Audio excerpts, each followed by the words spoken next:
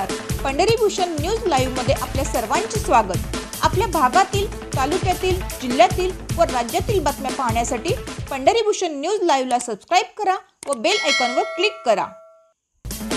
आजच्या बातमीपत्रामध्ये आपल्या सर्वांचे स्वागत. आजच्या ठळक बातम्या. कुटुंब नियोजन शस्त्रक्रियेमध्ये गादेगाव आरोग्य केंद्र अहवाल. डॉक्टर अनिसा तांबोळी.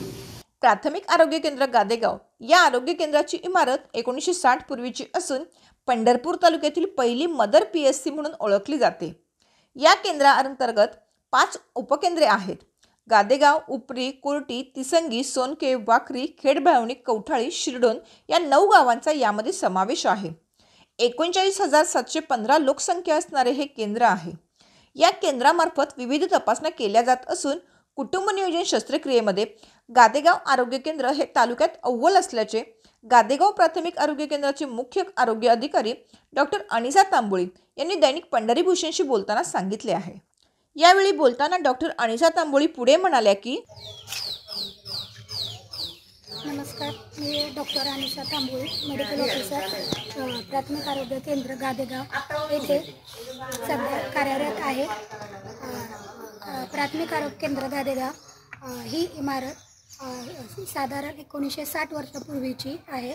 पंढरपूर तालुक्यातली सगळ्यात पहिली PSC मदर PSC म्हणून ही PSC आहे. या PSC अंतर्गत टोटल 9 गावे आहेत, 5 उपकेंद्र आहेत. या PSC मध्ये सध्या मी मेडिकल ऑफिसर म्हणून आहे. 2 HA, 2 LHV, 13 ANM, 7 MPW, clerk आणि फार्मासिस्ट ही सर्व पदे आपल्याकडे भरलेली आहेत. तसेच येथे परिचर हे एकच सध्या शिल्लक आहे. 2 परिचरची आम्ही सध्या मागणी केलेली आहे. या PSC मध्ये या PSCची टोटल 9 गावाची लोकसंख्या 39,715 आहे. याच्या अंतर्गत या PSC मध्ये टोटल पूर्ण खेडबाळवणी, कवठाळी, वाखरी, तिसंगी आणि गादेगाव हे पूर्ण उपकेंद्र येतात. तसेच आपल्याला येथे 4 उपकेंद्रांना CHOची पद पण 4 आपल्याला CHO as a BMS doctor म्हणून उपकेंद्र लेवलला 4 CHO पदे भरण्यात आलेली आहे. आपल्या प्राथमिक आरोग्य केंद्र गादेगाव येथे आपण 24/7 मध्ये पूर्णपणे आरोग्य सेवा राबविली जाते. या आरोग्य सेवामध्ये आपण बाह्य रुग्ण विभाग OPDमध्ये सर्वसाधारण दररोज 100 ते 150 OPD होते. महिन्याला 2 ते 2,500 पर्यंत आपली OPD होते. तसेच येथे IPDमध्ये पेशंट इनडोर करून आपण त्यांना सलाईन किंवा ॲनिमिया जे रक्त कमी असणाऱ्या गरोदर मातांना आयर्न, सुक्रोज वगैरे या सेवा आपण येथे पुरविल्या जातात. त्याप्रमाणे या आपल्या PSCमध्ये प्रसूती दर महिन्याला आपल्या इथे 10 ते 15 प्रसूती होतात. वर्षाअखेर आपल्याकडं येथे 125 ते 150 साधारणपणे प्रसूती होतात.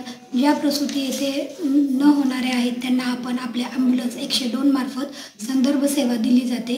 तसेच आपल्या PSCमध्ये लॅब टेस्टिंग, रक्ताची पूर्ण तपासणी महालॅब HLL मार्फत पूर्ण मोफत केली जाते.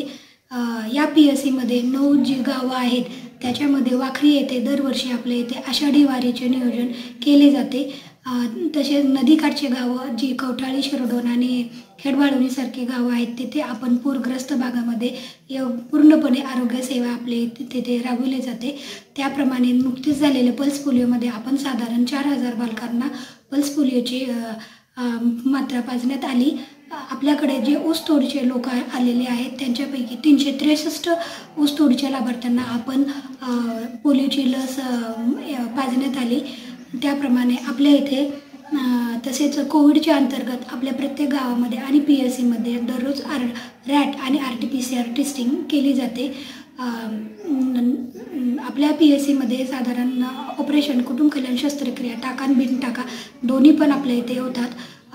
यामध्ये बिन टाका कॅम्प हे महिन्याला 1 आणि टाक्याचे कॅम्प आपण महिन्याला साधारण 2 ते 3 घेतो. टाक्याला 5 ते 5 पेशंटपर्यंत आपण ॲडमिट करतो आणि बिन टाका कॅम्पमध्ये आपण 15 ते 20 पर्यंत पेशंट ॲडमिट करतो. या वर्षी कोविडच्या अनुषंगानं साधारण ऑक्टोबरपर्यंत आपले पेशंट न झाल्यामुळे आम्ही आता महिन्यातून 2 बिन टाका कॅम्प घेत आहेत आणि त्यामुळे आपले इथे बिन टाक्याचं ऑपरेशनचे कुटुंब कल्याणचे सध्या काम चालू आहे. सुरू आहे त्याप्रमाणे आपल्याला येथे या PSCला मागील 3 वर्षामध्ये आपल्याला 2 आनंदीबाई पुरस्कार मिळालेले आहेत. तसेच कायाकल्पचे पण पुरस्कार आपल्याला या PSCला मिळालेले आहेत.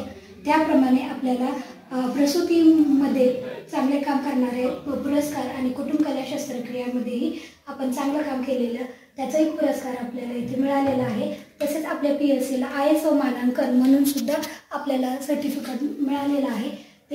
त्या अनुषंगाने आपण पूर्ण येथे काम चांगल्या प्रकारे राबवित आहे. या PSCमध्ये साधारण प्रत्येक बुधवारी डोळ्याचे शिबिर आपण घेतले जातात. त्यामध्ये मोतीबिंदूचे ऑपरेशन जे आहे संशयात ते ऑपरेशन आपण येथे दर बुधवारी आपण डोळ्याचे शिबिर घेऊन त्या मोतीबिंदूच्या ऑपरेशनला आपण पुणे किंवा मिरज येथे आपण महिन्यातून 2 वेळेस आपण त्या रुग्णांना ऑपरेशनसाठी पाठवत आहोत. बुधवारी आपण साधारण पेशंटला ॲडमिट करतो आणि गुरुवारी त्यांचे ऑपरेशन होतात. येथे गुरुवारी 4 तारखेला आपण 4 पेशंट कुटुंब कल्याण शस्त्रक्रियेचे टाका शस्त्रक्रिया करण्यात आलेली आहे. मी शीतल दादासाहेब वाघमोडी. आमच्या इथं ऑपरेशन झालेले आहेत. अतिशय डॉक्टर काळजी घेतात, चांगले व्यवस्थित झाले ऑपरेशन. मी काजल श्रीनिवास जाधव. इथं ऑपरेशन व्यवस्थित झाले आहे. टाक्यांचे 3 टाक्याचे ऑपरेशन झाले व्यवस्थित. डॉक्टर पण व्यवस्थित काळजी घेतात आणि नर्स पण सारख्या येऊन विचारपूस वगैरे करतात. काय ज्योती ओंकार लोखंडे, राहणार शिरडून. इथं ऑपरेशनसाठी आलतो. चांगलं ऑपरेशन झालंय. डॉक्टर पण सगळं काळजी घेतात व्यवस्थित. मी रुपाली लवटे, राहणार तनाई. तर ऑपरेशनसाठी आलं ते ऑपरेशन खूप छान झालं. वॉर्मर आहे. याच्यामध्ये 2.5 किलोपेक्षा कमी वजनाची बालकं आपण याच्यामध्ये ठेवतो. त्याच्यामुळे काय फायदा होतो? त्याच्यामुळे बाळाला जो गारठा, आईच्या पोटामध्ये बाळ गरम असतं, बाहेर आल्यानंतर त्याला गारठा सहन होत नाही, तर त्याच्यामुळे हायपोथर्मिया टाळला जातो आणि बेबी व्यवस्थित राहतात. हे प्रसूतीगृह आहे, डिलिव्हरी रूम आहे. तर आपल्या महिन्याला 10 ते 15 डिलिव्हरी होतात. त्यांना औषधं, जेवण हे सगळं फ्रीमध्ये दिलं जातं आणि डिलिव्हरी नंतर त्यांना PPI-UCD फॅमिली प्लॅनिंगची एक मेथड पण सांगून कॉपर्टी बसवली जाते. डिलिव्हरी नंतर ही कॉपर्टी आलेली आहे. डिलिव्हरी झाल्याबरोबर 48 तासाच्या आत ती कॉपर्टी आपण बसवतो. हे आमचं क्लिनिक रूम आहे. इथं आपल्याकडे दर मंगळवारी आरोग्य सेवा सत्र आयोजित केलं जातं. साधारण 70 ते 80 बालकांचं लसीकरण इथं दर आठवड्याला, म्हणजे मंगळवार हा निश्चित दिवस केलेला आहे आणि दर आठवड्याला इथं लसीकरण होतं.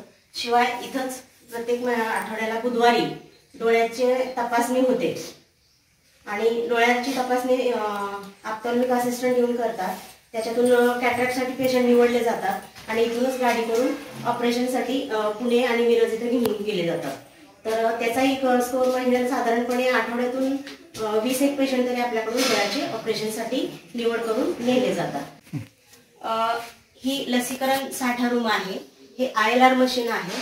याच्यामध्ये आपल्याला सोलापूर जिल्ह्यातून पूर्ण महिनाभरासाठी लशीचा साठा वितरित तिथून केला जातो आणि इथून आपल्या अंतर्गत येणारी 9 गावं जी आहेत, जिथं निश्चित दिवशी आरोग्य सेवा सत्र असतं, त्या ठिकाणी आपण इथून लस 2 ते 8 डिग्री तापमानाला वॅक्सिन कॅरियरच्या माध्यमातून आईस पॅक ठेवून ह्याच्यामध्ये लस ठेवून आपण आरोग्य सेवा सत्राच्या ठिकाणी नेतो आणि तिथलं आरोग्य सेवा सत्र आपण पार करतो. किंवा याच्या अंतर्गत 9 गावातला ज्या ठिकाणी आरोग्य सेवा सत्र आहे तिथून लशीचा साठा इथून नेऊन तिथलं सेवा सत्र आपण करतो.